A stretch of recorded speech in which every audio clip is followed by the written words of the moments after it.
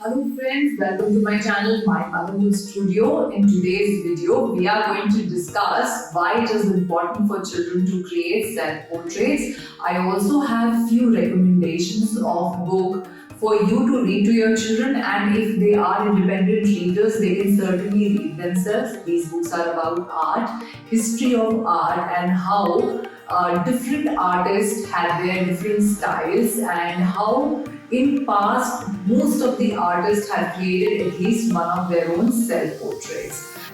Before we move on to the importance of creating self-portraits, I would like to discuss in brief a little about self-portraits. So self-portraits are nothing but representation of self, which is not most of the times very physically evident. Something beyond our physical appearance, which most of the artists in past have done, and even children try to do. They perceive themselves in a certain manner.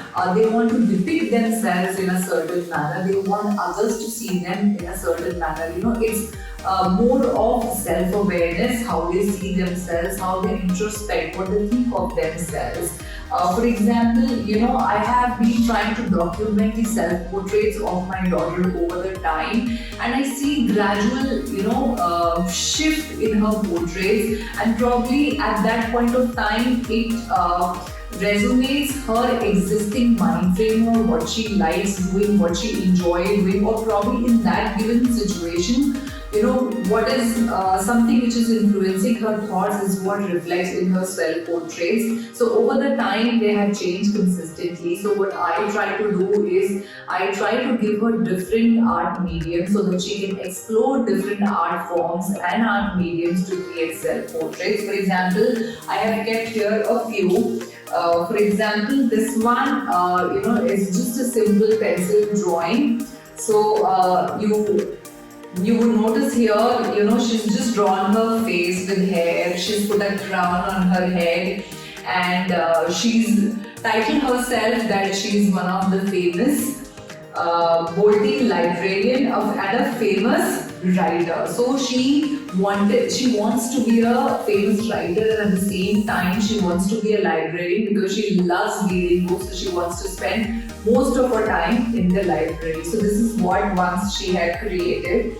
Another point of time while we were discussing, about self, about being human, we were discussing about human anatomy. This is one exercise we had done where she had to create a booklet of I'm human. So this is the cover page she drew, and she said that she's a sports person, and she's has football here.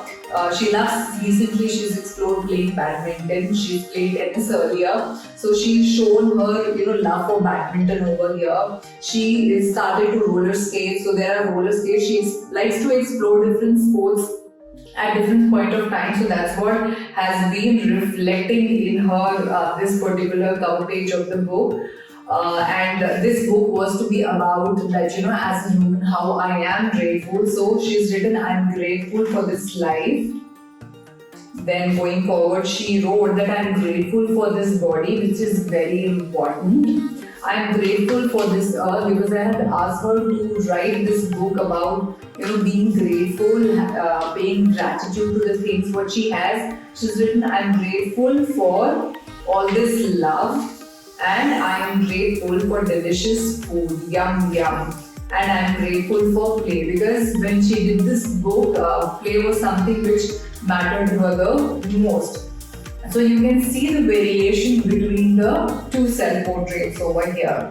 Then this is another self-portrait which she's drawn here. She's used paper, origami paper, construction paper, and she's done cut and paste. And this was part of one of her school activity wherein she had to list down the characteristic of a responsible citizen. So she sees herself as kind, funny, responsible, honest, caring, open-minded, smart, respectful, and considerate. So this is how she drew herself. So you can see the difference in the self-portrait, from one to the other. That's why I said it's very important. Then we did one task wherein we created this self-portrait. This is a Picasso inspired self-portrait of hers which she created. You can get a lot of tutorials on YouTube about this art form, and you can create one of your own. Today we are going to discuss about how we created a self-portrait with clay. I have documented the entire process, step-by-step process, right from the material needed to how she created. However, before we did that self-portrait, we read one of this book which I will share with you. It's a wonderful book. Since I have a daughter, I picked this book wherein this book talks all about girls, and it's written and illustrated by a wonderful author, Vanessa Brantley Newton. Her portrait style is phenomenal, even full of vibrant colors. Her portrait speaks so much to you, and the kind of variety she has created in this particular book is amazing. I specifically like this book because of there is so much poetry in this book. There's so much art in the book. It's a wonderful book, about exploring self. They have shown girls who like themselves, who don't like themselves, girls who are happy, girls who are sad, some girls who have wonderful mothers, girls who wish that they would have a father. So this book, is bound that for a young reader to find herself in the book somewhere or the other, and try to correlate, try to introspect that how they are similar to one of them, or how they are not similar to one of them, because their book focuses upon girls who love their body, girls who don't love their body, girls who have pimples, who don't have pimples, girls who like getting wet, girls who don't like, they like more summer blues. So, a city girl and a countryside girl. So they have discussed everything. So it's a wonderful read, talking about different people, though the gender is the same in this book throughout. And the book majorly focuses upon girls, and that's the reason I chose this book for her to read before we went on doing our self-portrait this time. But it's a wonderful, wonderful read, to appreciate it for its illustrations, especially the portraits which have been put together over here, the direct concept, poetry. So it probably combines the music and art together wonderfully. Rather, music, language, and art. There are some more book recommendations which you will see on the screen.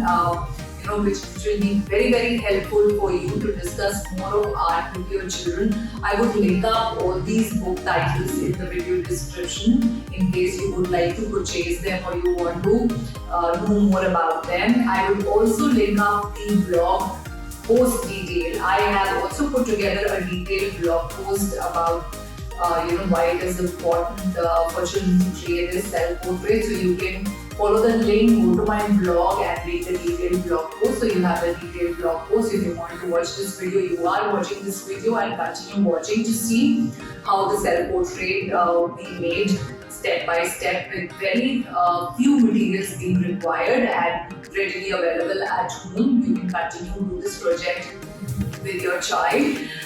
So this is what I had to share with all of you regarding the self-portraits, the books which would help inspire your children for arts. So do have a look at these books, watch the video till the end to get an idea how to make the self-portrait. In case you go ahead and do this project with your child, please do not forget to share it with me. I would love to see your child's work. So please go ahead, post your child's self-portrait on any of these social media platforms. #8 My Motherhood Studio Self-Portraits. I would love to see their work, and if okay with you, I would love to feature them in one of my videos as well. It would be wonderful to share work from your children. So please go ahead and watch the self-portrait step-by-step process now.